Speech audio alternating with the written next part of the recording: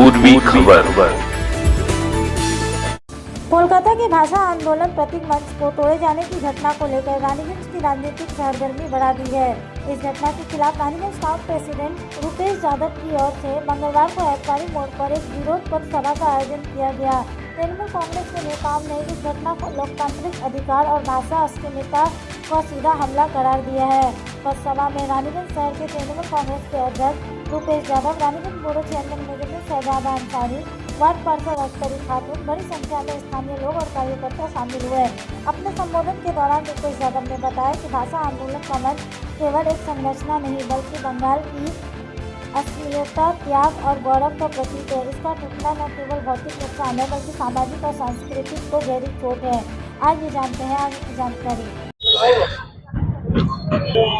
আজকে আমাদের কর্মসূচি এখানে প্রতিবাদ সভা ছিল। এই প্রতিবাদ সভা আমাদের চেয়ারম্যান, আমাদের কাউন্সিলর আখতারিদি, চেয়ারম্যান মুজম্মিল শহজাদা, কাউন্সিলর শক্তির উদাস, আমাদের নেত্রী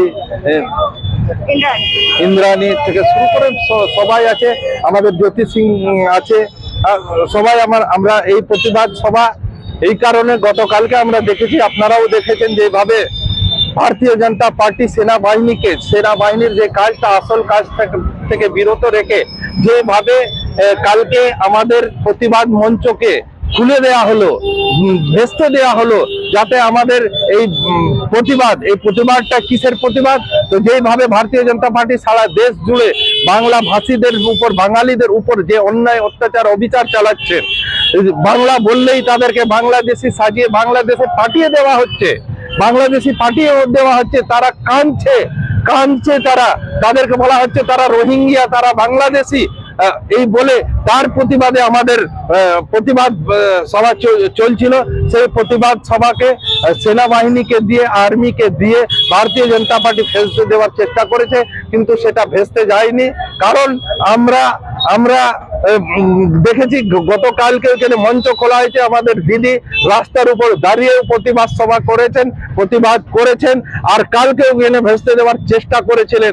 আজ সারা বাংলা জুড়ে প্রত্যেকটা ব্লকে, প্রত্যেকটা টাউনে কিন্তু এই বাংলা বিরোধী, বাংলাভাষী বিরোধী, বাঙালির বিরুদ্ধে যে ভারতীয় জনতা পার্টি সারা দেশ জুড়ে যে অভিযানটা চালিয়েছেন, সেই অভিযানের প্রতিবাদ আমরা প্রত্যেকটা ব্লকে, প্রত্যেকটা টাউনে আজকে হয়েছে। কি মনে হচ্ছে এটা কি বিরোধীদের? পরিষ্কার ভাবে বোঝা যাচ্ছে ষড়যন্ত্র। 12 বছরে ভারতীয় জনতা পার্টি নিজের কাজটা করতে পারেননি। আমি তো এখন বক্তব্যের মাধ্যমে বললাম, ভারতীয় জনতা পার্টি, নরেন্দ্র মোদী তৎকালীন ভারতীয় জনতা পার্টি নেতা হিসাবে জায়গায় জায়গায় গলি গলি শহর ঘুরে বলেছিলেন বছরে 2 কোটি করে চাকরি দেব।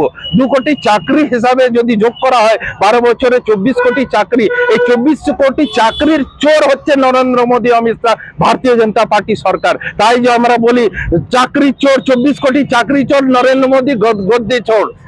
24 কোটি চাকরি চোর, নরেন্দ্র মোদী গদ্দি ছোড়। বাংলা বিরোধী নরেন্দ্র মোদী গদ্দি ছোড়।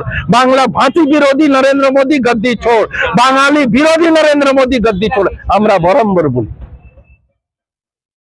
अब तक के लिए बस इतना ही। फिर मिलेंगे अगली खबर में। ऐसी और भी खबरों के लिए बने रहें हमारे साथ। देखते रहें पूर्वी खबर। हमारे चैनल को लाइक, शेयर, सब्सक्राइब करना न भूलें और बेल आइकन को दबाना न भूलें और देखते रहें पूर्वी खबर। पूर्वी खबर, नजर सब पर।